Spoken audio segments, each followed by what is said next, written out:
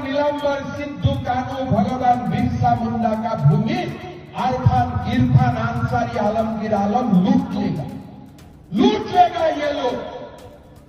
हमारा बेटियों को लूटा, हमारा जमीन को लूटा, हमारा सरकार को लूटा, हमारा अहंकार को लूटा।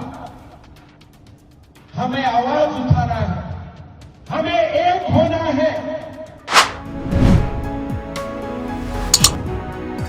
नमस्कार दोस्तों, कितना जहर भरा है इस शख्स के भीतर जिसका नाम हिमंता बिस्वा शर्मा है और जो असम का मुख्यमंत्री है, बीजेपी की नफरती राजनीति का नया पोस्टर बॉय है और देश के प्रधानमंत्री नरेंद्र मोदी का लाडला है। झारखंड की एक चुनावी सभा में बीजेपी का मुख्यमंत्री कह रहा है कि अगर हम हारेंगे तो पीताम्बर नीलांबर बिरसा मुंडा की भूमि को इरफान अंसारी और आलमगीर लूट लेगा।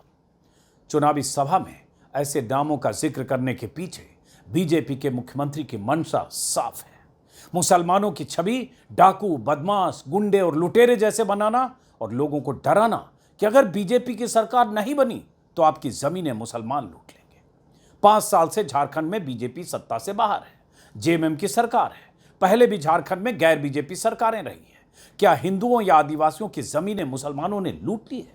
गौर कीजिएगा, आदिवासियों की जमीनों पर कब्जा करके क्या मुसलमानों ने अपने मकान बना लिए हैं?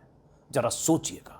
बीजेपी का मुख्यमंत्री कह रहा है कि इन लोगों ने हमारी सरकार को लूटा, अब हमें आवाज उठाना होगा, एक होना होगा। किन लोगों ने? आलमगीर, इरफान यानी मुसलमान। क्या मतलब है इसका? किसने किसकी सरकार को लूट लिया है? बटोगे तो कटोगे जैसे नारे के साथ चुनाव में उतरी बीजेपी अपने सांप्रदायिक हथियार को तेज करने के लिए नए नए नारे गढ़ रही है और देश का चुनाव आयोग आंख कान नाक बंद करके बैठा है। संविधान की शपथ लेकर मुख्यमंत्री की कुर्सी पर बैठा यह आदमी खुलेआम संविधान और चुनावी आचार संहिता की धज्जियां उड़ाते हुए जहर उगल रहा है। सीधे सीधे तौर पर मुसलमानों को टारगेट करते हुए यहां तक कह रहा है कि उन्होंने हमारी बेटियों को लूटा, जमीनों को लूटा, सरकार को लूटा, अब हमें एक होना होगा। मंच पर लगे माइक और स्पीकर से गूंजती यह नफरती आवाज क्या चुनाव आयोग के कानों तक नहीं पहुंचती है? चुनाव के दौरान जब आचार संहिता लागू हो, बीजेपी का कोई मुख्यमंत्री अगर चुनाव प्रचार के दौरान ऐसे नफरती जहरीले भाषण दे रहा हो, एक धर्म विशेष को टारगेट कर रहा हो और उसके खिलाफ कार्रवाई ना हो, तो चुनाव आयोग को केंचुआ नहीं कहेंगे तो क्या कहेंगे? कठपुतली नहीं कहेंगे तो क्या कहेंगे? बहुत तकलीफ होती है मुख्य चुनाव आयुक्त राजीव कुमार को जब उन पर बीजेपी के प्रति नरमी दिखाने और पक्षपात करने के आरोप लगते हैं।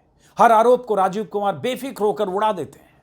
कभी आरोपों के जवाब में सस्ती शायरी सुना देते हैं, कुछ इस तरह। मंजूर है इल्जाम तो लगाओ मगर शर्त इतनी कि साथ सबूत भी हों।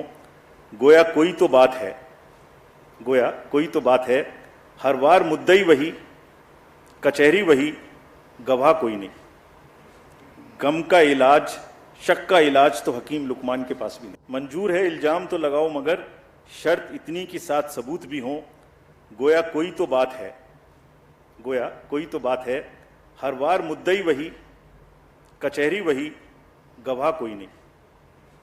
गम का इलाज, शक का इलाज तो हकीम लुकमान के पास भी नहीं। अगर मुख्य चुनाव आयुक्त राजीव कुमार की सस्ती शायरी का जवाब मशहूर शायर सुदर्शन फाकिर के शेर से दें तो यही कहा जा सकता है, मेरा कातिल ही मेरा मुंसिफ है, मेरा कातिल ही मेरा मुंसिफ है, क्या मेरे हक में फैसला देगा?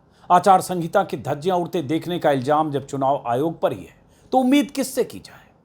हम तो यही कहेंगे कि राजीव कुमार जी, अगर आपकी सस्ती शायरी से अगर तमाम शंकाओं का समाधान हो जाता तो चुनाव आयोग पर इतने आरोप ही न लगते।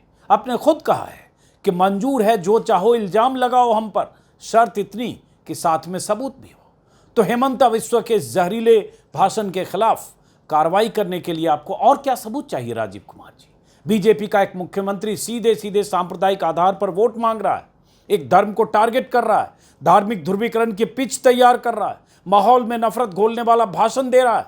फिर भी अगर चुनाव आयोग उसकी जुबान पर लगाम नहीं लगा पाता है तो क्या कहें इस चुनाव आयोग को और क्या कहें इसके मुखिया राजीव कुमार को? क्या राजीव कुमार की सस्ती शायरी सुनकर हम सब मान लें कि वो अपने दायित्व का निर्वाह कर रहे हैं और सब चंगा है? चुनाव आयोग की निष्क्रियता और हेमंता जैसे नेताओं के जहरीले भाषण पर संविधान और कायदे कानून के जानकार एनके सिंह क्या कह रहे हैं, जरा सुनिए। आपने जो भी ये इस वीडियो में देखा, जो हेमंत बिस्व शर्मा कह रहे हैं, जो कि एक संवैधानिक पद पे हैं और उस पद पे रहते हुए ये अटेंसेस दे रहे हैं, इसके लिए सीधा 3 साल की जेल है। और सिर्फ जेल ही नहीं है, उस पार्टी का, जिस पार्टी को ये रिप्रेजेंट कर रहे हैं यानी बीजेपी, इसकी सदस्यता खत्म की जा सकती है। ये 3 तरह से वायलेशन है। पहला वायलेशन सीधे क्रिमिनल एक्ट, जो नया सेक्शन बीएनएस का आया है, जो पहले आईपीसी में 153(3)A हुआ करता था, वो अब बीएनएस में आ गया है। और बीएनएस में इसकी संख्या है 196। 196 बहुत स्पष्ट रूप से कहता है कि अगर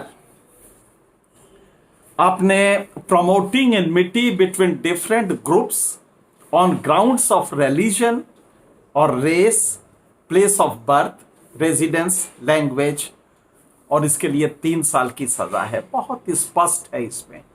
मतलब हेमंत बिस्व शर्मा को सीधे पुलिस 3 साल के लिए मुकदमा करके और कोर्ट से सजा दिलवा सकती है। ये बंद होना चाहिए, क्योंकि ये इम्प्यूनिटी, ये बिना किसी डर के ये चीजें कर रहे हैं। दूसरा वायलेशन क्या है? आरपी एक्ट के 123(3) का वायलेशन है। आरपी एक्ट क्या कहता है, ये पूरा आप विस्तार से सुन लीजिए। 123(3)A representation of people's act 1951, the promotion or attempt to promote feelings of enmity or hatred between different classes of citizens of India on grounds of religion, race, caste, community, language by a candidate or his agent for the purpose of furtherance of prospects of the election of that candidate, ये सीधा violation है representation of people's. इसमें वो party जिसका, वो candidate जिसने setup किया है, जिस पार्टी ने, उस कैंडिडेट को, वो कैंडिडेट जो एजेंट है, मतलब ये बिस्व शर्मा मुख्यमंत्री जी, और ये सारे लोग जेल में हो सकते हैं। पार्टी का वो कैंसिल हो सकता है रिकॉग्निशन, और बीजेपी का रिकॉग्निशन सीधा कैंसिल हो सकता है। तीसरा वायलेशन मॉडल कोड पैरा 3 का है। सीधा मॉडल कोड का वायलेशन ये है कि आप रिलीजन या इस तरह के नाम पे वोट की अपील नहीं कर सकते। लेकिन बीजेपी निर्द्वंद होकर ये चीजें कर रही है और कोई नहीं देख रहा है। ये सबसे बड़ा खतरा है। एनके सिंह जैसे विश्लेषक और दर्जनों पत्रकार लगातार ये सवाल उठा रहे हैं कि चुनाव आयोग ऐसे मामलों में सख्त कार्रवाई क्यों नहीं करता है, चुनाव आयोग ऐसे मामलों में बेदम क्यों हो जाता है। पूरा सोशल मीडिया हिमंता के इस बयान के बाद चुनाव आयोग को आईना दिखा रहा है, ललकार रहा है। लोग लगातार ट्वीट कर रहे हैं, चुनाव आयोग से सवाल पूछ रहे हैं। हिमंता के पुराने जहरीले बयानों पर चुनाव आयोग की चुप्पी पर सवाल उठाते हुए कह रहे हैं कि कब कार्रवाई करेगा चुनाव आयोग। लेकिन इन सब से कुछ होगा क्या?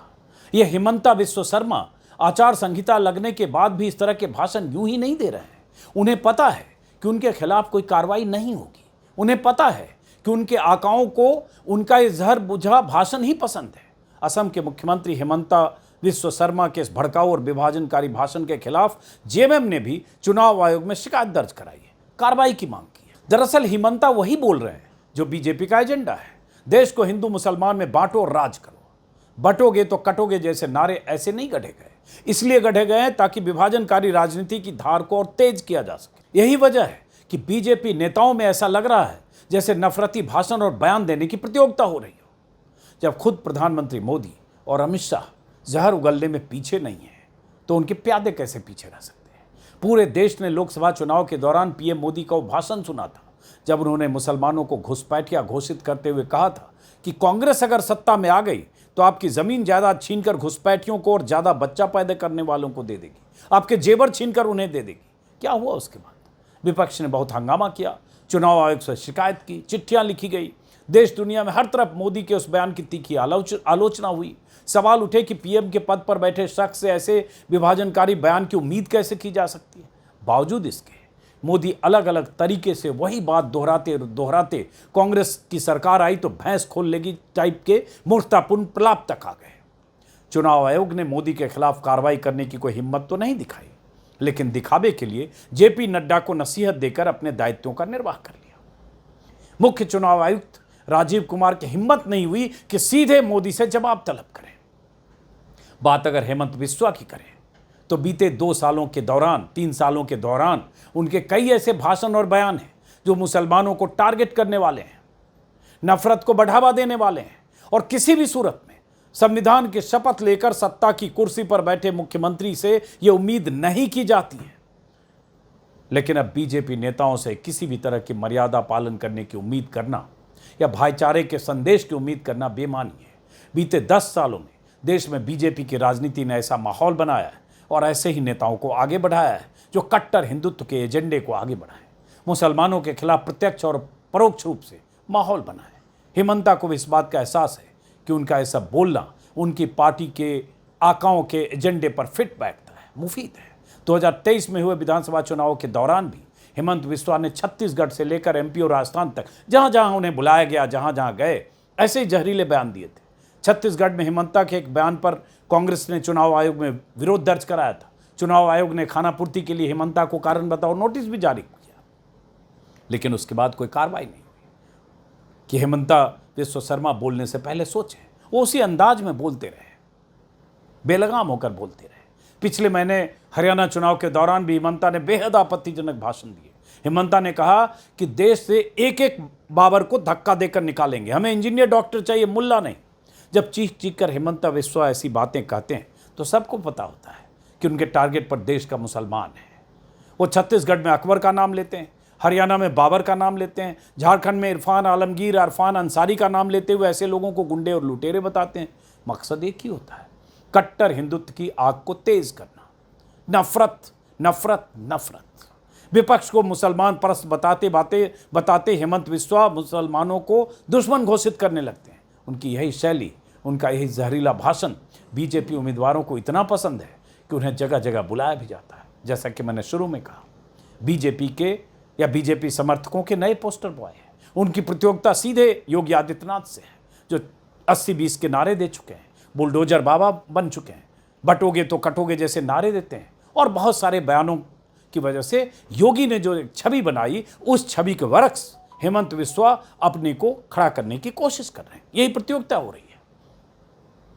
झारखंड की कई सभाओं में हेमंता के कई ऐसे भाषण हुए हैं। कहीं वो इस चुनाव को सनातन धर्म को बचाने वाला चुनाव कह रहे हैं, तो कहीं हिंदुओं एकजुट हो जाओ का नारा बुलंद कर रहे हैं, तो कहीं उकसाऊ नारे दे रहे हैं। 10 दिन पहले बीजेपी उम्मीदवार की एक सभा में झारखंड के हुसैनाबाद पहुंचे हेमंत बिस्वा ने कहा कि ये हुसैन कौन है, ये हुसैन कहां से आया जिसके नाम पर इलाके का नाम हुसैनाबाद रखा गया, हमारी सरकार बनी तो हम नाम बदल देंगे। हेमंता के इस भाषण के खिलाफ वहां की जुडिशियल मजिस्ट्रेट की अदालत में मामला दर्ज कराया गया है। लेकिन जैसा कि मैंने पहले कहा, हेमंता को पता है कि वो कुछ भी बोलकर निकल जाएंगे, उनके खिलाफ कोई कार्रवाई नहीं होगी। मुख्यमंत्री के तौर पर हेमंत बिस्वा आए दिन अपने सूबे में अनाप शनाप बयान देते रहते हैं, यहाँ तक कि मियाँ मुसलमान के आर्थिक बहिष्कार तक की बात करते हैं। कुल मिलाकर ऐसा लगने लगा है कि हेमंता की पूरी सियासत अब नफरत की बुनियाद पर टिकी है। वैसे हेमंत बिस्वा का एक परिचय ये भी है कि साहब 2014 के पहले तक कांग्रेस में थे, तब तो न तो ऐसे भाषण देते थे, न ही मुसलमानों से उन्हें इतनी नफरत थी। उन्हीं दिनों शारदा चिटफंड घोटाले में हेमंत बिस्वा का नाम आया, सीबीआई उनके पीछे पड़ी थी, उनके घर और ठिकानों पर छापे मारे गए थे। शारदा चिटफंड घोटाले के मुख्य आरोपी सुदीप्त सेन से 20 लाख रुपए हर महीने लेने के उन पर आरोप थे। गिरफ्तारी का डर भी रहा होगा। बीजेपी के नेता हेमंता के खिलाफ बयान दे रहे थे, हंगामा कर रहे थे और आखिरकार सीबीआई से हेमंता का पीछा तब छूटा जब उन्होंने बीजेपी ज्वाइन कर ली। उसके बाद से हेमंता का ग्राफ इतनी तेजी से बढ़ा कि असम के सीएम भी बने और मोदी और शाह के लाडले तो हैं। इसलिए हम और आप हेमंता जैसे नेताओं के जहरीले भाषण सुनकर तमाशबीन बनकर सब कुछ देखते रहने के लिए अभिशप्त हैं। इसके अलावा हम कर भी क्या सकते हैं? आपको आगाह कर सकते हैं, अगर आप आगाह होना चाहें तो। फिलहाल इस वीडियो को यहीं ख़त्म करते हैं, फिर मुलाकात होगी किसी और वीडियो में। मुमकिन हो मेरे चैनल को सब्सक्राइब कीजिए, अगर सब्सक्राइब किया है मुमकिन हो ज्वाइन कीजिए। फिलहाल नमस्कार।